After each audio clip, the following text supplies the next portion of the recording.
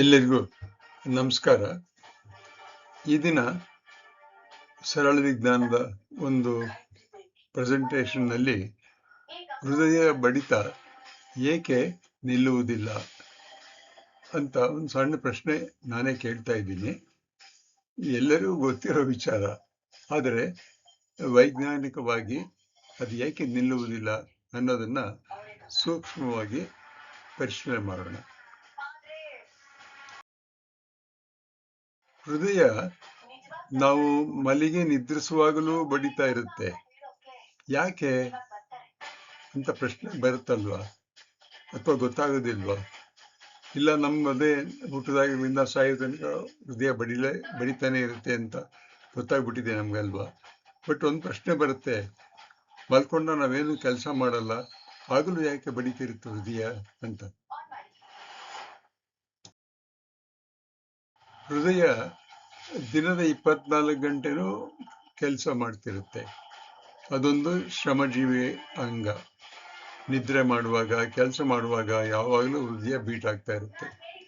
ಇದು ನಮ್ಮ ದೇಹದಲ್ಲಿರೋ ಪ್ರತಿಯೊಂದು ಜೀವಕೋಶಕ್ಕೂ ರಕ್ತವನ್ನು ತಲುಪಿಸಲೇಬೇಕು. ರಕ್ತ ಸಾಗಿಸಲು ಹೃದಯ ನಿರಂತರವಾಗಿ ಕೆಲಸ ಮಾಡಲೇಬೇಕು. ದಿನಕ್ಕೆ ಸುಮಾರು 1,00,000 ಬಾರಿ ಇದು ಹೃದಯ ಬಡಿಯುತ್ತೆ ಅಂತ ಹೇಳ್ತಾರೆ. ಇಲ್ಲಿ ಚಿತ್ರದಲ್ಲಿ ಎಡಭಾಗದಲ್ಲಿ ಒಂದು ಹೃದಯದ ಚಿತ್ರವನ್ನು ತೋರಿಸಿದ್ದೀನಿ. ಅಲ್ಲಿ ಒಂದು ಎಲ್ಲೋ ಕಲರ್ ಇರ್ತಕ್ಕಂಥ ಸಣ್ಣ ಭಾಗ ಕಾಣಿಸ್ತಾ ಇದೆ. ನಾನು ತೋರಿಸಿರೋ ಎಲ್ಲೋ ಕಲರ್ ಇದೆಯದು ಹೃದಯದ ಬಲಭಾಗದ ಏಟ್ರಿಯಂ, ಬಲ ಹೃತ್ಕರಣ ಅಂತ ಹೇಳ್ತೀವಲ್ಲ ಅದು. ಅಲ್ಲಿ SA ನೋಡ್ ಅಂತ ಒಂದು ಭಾಗ ಇದೆ. SA ನೋಡ್ ಅಂದ್ರೆ ಸೈನೋ ಆರ್ಟೀರಿಯಲ್ ನೋಡ್ ಅಂತ ಇಂಗ್ಲಿಷ್ ಹೇಳ್ತಾರೆ.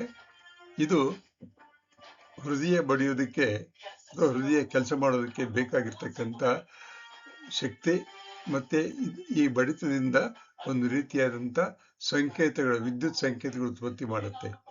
ಈ ಸಂಕೇತಗಳಿದೆಯಲ್ಲ, ಅವು ಹೃದಯ ಬಡಿತವನ್ನ ಆರಂಭ ಮಾಡುತ್ತೆ. Loop dupe loop dupe loop dupe ಅಂತಕ್ಕಂಥ ಶಬ್ದ ಎಲ್ಲ ಈ SA ಅಂತ ಹೇಳ್ತೀವಲ್ಲ, ಅಲ್ಲಿಂದ ಶುರುವಾಗಿ ಅದು ಕಂಟಿನ್ಯೂ ಆಗ್ತಾನೆ ಇರುತ್ತೆ. ಇಲ್ಲಿ ಎಡಭಾಗದಲ್ಲಿ ಹೃದಯದ ಸಂಕೇತಗಳನ್ನು ತೋರಿಸ್ತೀವಿ, ವಿದ್ಯುತ್ ಸಂಕೇತ. ನೋಡಿ, ಒಂದು ನೀಲಿ ಲೈನ್ ಇದೆ, ಸ್ವಲ್ಪ ಮೇಲಕ್ಕೆ ಹೋಗುತ್ತೆ, ಕೆಳಗೆ ಬರುತ್ತೆ, ಮೇಲೋಗುತ್ತೆ, ಕೆಳಗೆ ಬರುತ್ತೆ, ಹೀಗೆ ಇದಕ್ಕೆ ನೋಡ್ಸ್ ಅಂತ ಕರೀತಾರೆ. ಆ ನೋಡ್ಸ್ ಅನ್ನೋದು ಉತ್ಪತ್ತಿ ಆಗುತ್ತೆ. ಅವು ಹೃದಯದ ಸ್ನಾಯುಗಳಿಗೆ ಹರಡುತ್ತೆ. ಅಂದ್ರೆ ಆ ಒಂದು ಎಲೆಕ್ಟ್ರಿಕಲ್ ಸಿಗ್ನಲ್ ಇದೆಯಲ್ಲ, ಅದು ಶುರುವಾದಾಗ ಹಗ್ಗದ ಹಾಗೆ, ಹಗ್ಗವನ್ನು ನಾವೀಗ ಅಂತ ಇದ್ರೆ ವೈಬ್ರೇಷನ್ ತರ ವೇವ್ಸ್ ತರ ಬರುತ್ತಲ್ಲ, ಹಾಗೇನೆ ಒಂದ್ ಕಡೆ ಶುರುವಾದ್ರೆ ಅದು ಹೃದಯದ ಸ್ನಾಯುಗಳು ಎಲ್ಲಾ ಕಡೆನೂ ಹೋಗ್ತಾ ಇರುತ್ತೆ. ಆಗ ಸ್ನಾಯುಗಳು ಕುಗ್ಗುತ್ತೆ ಮತ್ತೆ ಉಬ್ಬುತ್ತೆ, ಅಥವಾ ಅದು ಒಂದ್ಸಾರಿ ಸಂಕುಚನವಾಗುತ್ತೆ ಮತ್ತೆ ವಿಕಸನವಾಗುತ್ತೆ, ಇಲ್ಲ ಕಂಟ್ರಾಕ್ಷನ್ ಆಗುತ್ತೆ ಅಂತ ಹೇಳ್ಬೋದು, ಮತ್ತೆ ಇಟ್ ಬಿಕಮ್ಸ್ ಲಾರ್ಜ್ ಅಂತ ಹೇಳ್ಬೋದು. ಅಂದ್ರೆ ಬೇರೆ ರೀತಿಯಾಗಿ ಹೇಳ್ಬೋದು. ಒಟ್ಟಿನಲ್ಲಿ ಈ ಒಂದು ನಿರಂತರವಾಗಿ ಹೃದಯ ಬಡಿಯೋದಕ್ಕೆ ಕಾರಣ ಏನಂದ್ರೆ SA ನೋಡಿಂದ ಬರ್ತಕ್ಕಂಥ ಸಂಕೇತಗಳು. ಹೃದಯ ನಿರಂತರವಾಗಿ ಕೆಲಸ ಮಾಡೋದ್ರಿಂದ ಅದಕ್ಕೆ ಶಕ್ತಿ ಬೇಕೇ ಬೇಕು. ಈಗ ನಾವು ಓಡ್ಬೇಕು ಅಂದ್ರೆ ಶಕ್ತಿ ಬೇಕು ನಮ್ಗೆ. ಅದಕ್ಕೋಸ್ಕರ ನಾವು ಆಹಾರವನ್ನು ತಗೊಳ್ತೀವಿ, ಎಲ್ಲ ಮಾಡ್ತೀವಿ. ಆದ್ರೆ ಹೃದಯ 24 ಗಂಟೆ 24 hours ಬಡ್ಕೊಳ್ತಾನೆ ಇರ್ತಲ್ಲ, ಅದಕ್ಕೆ ಶಕ್ತಿ ಎಲ್ಲಿಂದ ಬರುತ್ತೆ ಅಂತ ಕೇಳಿದ್ರೆ, ಹೃದಯದಕ್ಕೆ ಸಂಬಂಧವಾಗಿರ್ತಕ್ಕಂಥ ಕೆಲವು ರಕ್ತನಾಳಗಳಿವೆ. ಅವಕ್ಕೆ ಕರೋನರಿ ರಕ್ತನಾಳಗಳು ಅಂತ ಕರೀತಾರೆ. ಈ ಚಿತ್ರದಲ್ಲಿ ತೋರಿಸಿದ್ ನೋಡಿ, ಹೃದಯದ ಒಂದು ಚಿತ್ರ. ಆ ಚಿತ್ರದಲ್ಲಿ ರಕ್ತನಾಳಗಳು ಕೆಂಪು ಬಣ್ಣದಲ್ಲಿದೆ. ಆ ಕರೋನರಿ ರಕ್ತನಾಳಗಳಿಗೆಲ್ಲ ಇವುಗಳು ಯಾವಾಗಲೂ ಹೃದಯಕ್ಕೆ ಆಮ್ಲಜನಕವನ್ನು ಹೊಂದಿರತಕ್ಕಂಥ ರಕ್ತವನ್ನು ಕೊಡ್ತಾ ಇರುತ್ತೆ, ಮತ್ತೆ ಅಲ್ಲಿಂದ ಆಮ್ಲಜನಕ ಇಲ್ಲದೆ ಇರತಕ್ಕಂಥ ರಕ್ತವನ್ನು ತೆಗೆದುಕೊಂಡು ಹೋಗ್ತಾ ಇರುತ್ತೆ.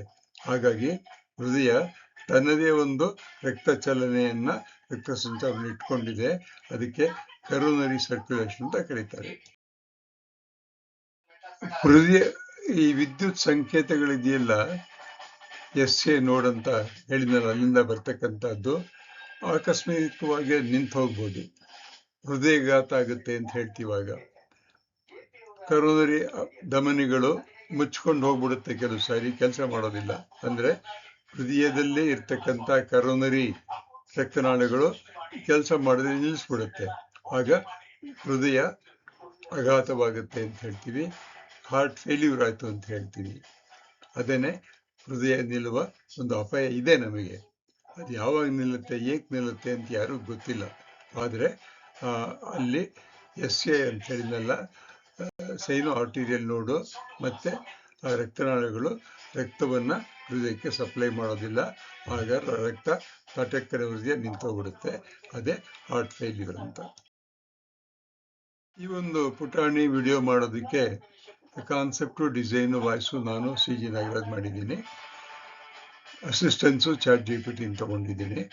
ಅಂದ್ರೆ ಇಲ್ಲಿ ಬರ್ದಿರೋದು ಎಲ್ಲವೂ ಸಹಿತ 100% ಕರೆಕ್ಟ್ ಅಂತ ನಾನು ಹೇಳೋದಿಲ್ಲ. ನನಗೆ ತಿಳಿದ ಮಟ್ಟಿಗೆ ಏನು ವಿಜ್ಞಾನದಲ್ಲಿ ಮಕ್ಕಳು ತಿಳ್ಕೋಬಹುದು ಅನ್ನೋದನ್ನು ಹೇಳಿದ್ದೀನಿ. ಹೃದಯದಲ್ಲಿರ್ತಕ್ಕಂಥ ರಕ್ತನಾಳಗಳು ಬಹಳ ಮುಖ್ಯ. ಅವುಗಳನ್ನು ಕಾಪಾಡೋದಕ್ಕೋಸ್ಕರ ನಾವು ಆಹಾರವನ್ನ ಸರಿಯಾಗಿ ತಗೊಳ್ಬೇಕು. ಈ ರೀತಿಯಾಗಿರೋದನ್ನ ಗಮನಿಸೋದಕ್ಕೋಸ್ಕರ ಇಲ್ಲಿ ಈ ಒಂದು ಚಿತ್ರೀಕರಣ ಮಾಡಿದ್ದೀನಿ. ಯೂಟ್ಯೂಬ್ನವರು ಇದನ್ನ ಪಬ್ಲಿಷ್ ಮಾಡ್ತಾ ಇದೆ. ಅವ್ರಿಗೂ ಧನ್ಯವಾದಗಳು.